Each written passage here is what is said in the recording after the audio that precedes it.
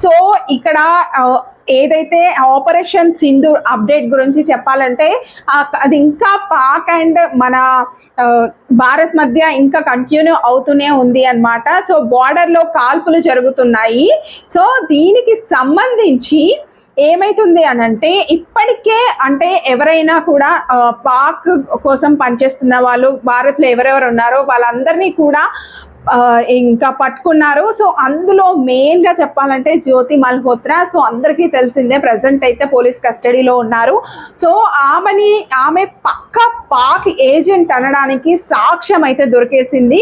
So ఇన్ని రోజుల ఆమె అంటే పక్క ప్లాన్తో ఉంది. ఒకవేళ పోలీసులకి దొరికినా కూడా ఎలా తప్పించుకోవాలి అనేది కూడా తను డైరీలో క్లియర్ కట్గా రాసుకుంది. అసలు ఎలా టాబ్లెట్స్ వేసుకోవాలి, జైలు నుంచి బయటకు వస్తాను అనే నమ్మకంతోనైతే ఉంది.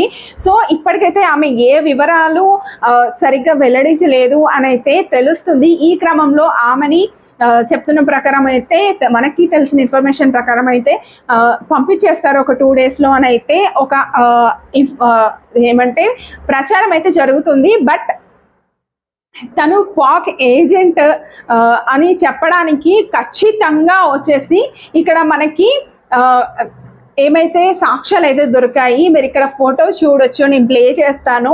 సో ఈ ఫోటోలో చూడండి, తను పాక్ గురించి చెప్పేటప్పుడు టూరిస్ట్ హ్యాజ్ ఎ ట్రావెలర్గా సో ఇక్కడ పాక్ గురించి చెప్పేటప్పుడు తను ఎక్స్ప్లెయిన్ చేసేటప్పుడు కూడా తన చుట్టూ 6 members IS అక్కడ కమాండర్స్ ఉన్నారు. సో వాళ్ళంతా కూడా AK-47 పట్టుకొని ఆమెకి సెక్యూరిటీని ఇస్తున్నారు. అంటే ఆమెకి ఏ లెవెల్లో సంబంధాలు ఉన్నాయి అనేది ఈ ఒక్క ఫోటో చూసి మనం చెప్పొచ్చు. ఇది వీడియో కూడా ఉంది, బట్ నేను ప్లే చేయట్లేదు. సో దీన్ని బట్టి చూస్తే తనకి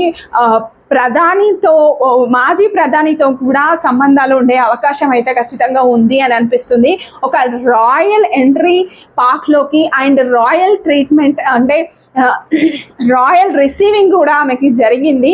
సో పక్కా ఈమె పాక్ ఏజెంట్ అనడానికి ఇంతకంటే సాక్ష్యం ఏది అవసరం లేదు అని అయితే నేనైతే చెప్పగలుగుతాను. సో ఇలాంటి జ్యోతి మల్హోత్రాలు ఇంకెవరైనా ఉంటే సో ప్లీజ్ ఇప్పటి నుంచైనా కూడా దేశ భద్రతకి సంబంధించిన సమాచారాన్ని షేర్ చేయకండి.